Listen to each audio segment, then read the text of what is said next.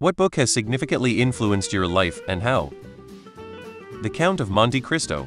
Joy is living well and giving your enemies a gentle push towards destruction, also getting blasted on opium regularly. Man's Search for Meaning. Viktor E. Frankl. Programming in C. It Let Me Live Life and Earning and Everything Else. 1984 by Orwell. Taught me to be wary of things that demand complete obedience to its ideals and demands of uniformity. Don't be afraid to be yourself, but remember that we are only human, and that has its blessings and its vices. The Hobbit.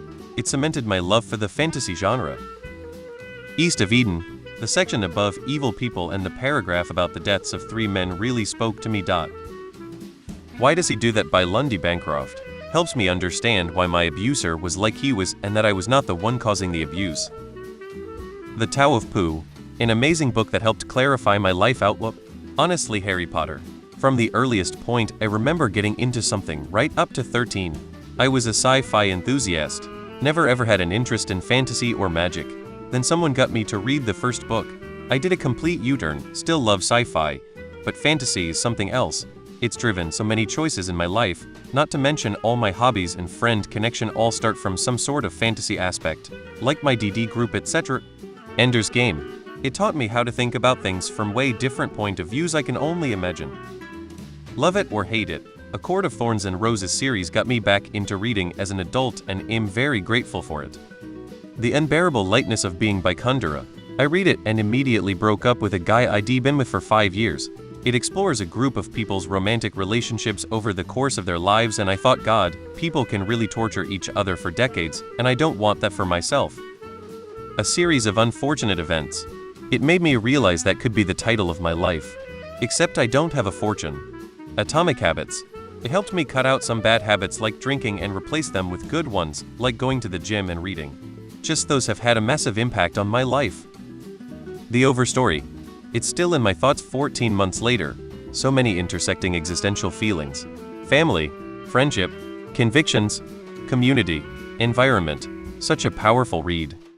Psychology of Selling by helping me improve my business standard and make more profits.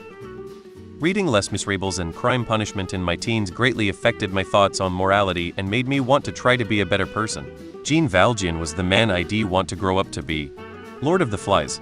I read it when I was maybe 12, and it A. introduced me to literature and B. introduced me to the concept of abstract thought in the humanities. Almost an introduction to philosophy. Plus it had everything: cool-ass bully Jack, the sympathetic protagonist Ralph, and some fat-ass bitch boy worry wartby lol. After that, Breakfast of Champions by Vonnegut. Guy pushed some barriers in that one. Kind of an unexplored frontier tbh. The Tripitaka. They are sacred Buddhist texts made up of the teachings of Buddha. It's made up of 3 sections called the Dharma. It would be disingenuous to claim him Buddhist.